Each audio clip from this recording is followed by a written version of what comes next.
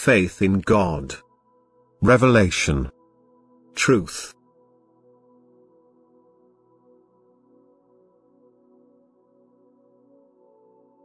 I want to be acknowledged as God and Creator, as your Father from eternity.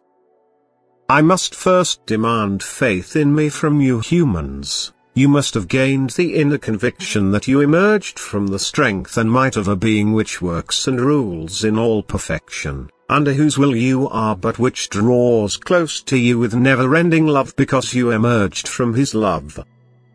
I must demand this faith, for only it places you in the right relationship with me, firstly in the relationship of the creature to the Creator, to whom you submit yourselves, and then in the relationship of the child to the Father, whom you love and towards whom you strive.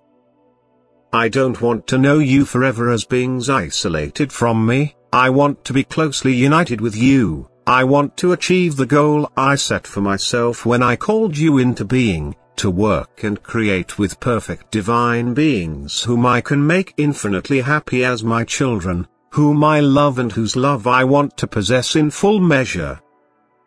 Faith in me, whom you cannot see and yet can recognize, is the basic condition, the first step on the path to becoming a true child of your Father. For in order to strive towards me I must first be recognized, I must be so conceivable to my living creations that they can love me, yet I can only reveal myself to them as a supremely perfect being if they believe in me, that I am real and true.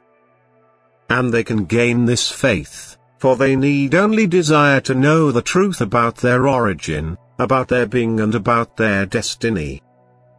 Where I recognize this desire in a person, there is also a right ground for a strong convinced faith in me. And there I reveal myself in many ways. Through creation, through everything the human being sees around him, I reveal myself to them mentally, I bring the truth close to them in every form, I guide him onto the right path where he will surely find what he desires. Information about me as God and Creator, as Father from eternity. Every person can believe if he wants to. But only when he believes in me can I have an effect on him, because you, as a human being in the stage of free will, must be spared all coercive spiritual influence so that your development will not be endangered.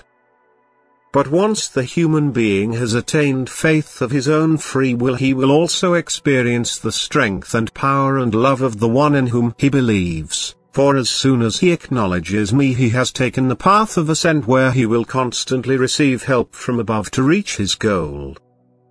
Believing in me, that is, in my existence, can also result in lively intellectual activity, for I have given the human being the intellect for this purpose, so that he can draw conclusions from the existence of that which is apparent to him as creation.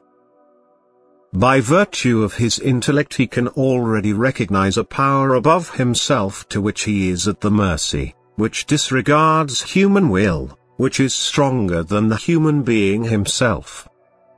Yet whether he is able to love this power, whether he wants to strive towards it, is up to his free will. And depending on this will, this power also reveals itself to the human being. For I want my creatures to become blessed, to establish contact with me in order to reveal myself to them as a God of love, wisdom and power. As a father who longs for his children. Amen.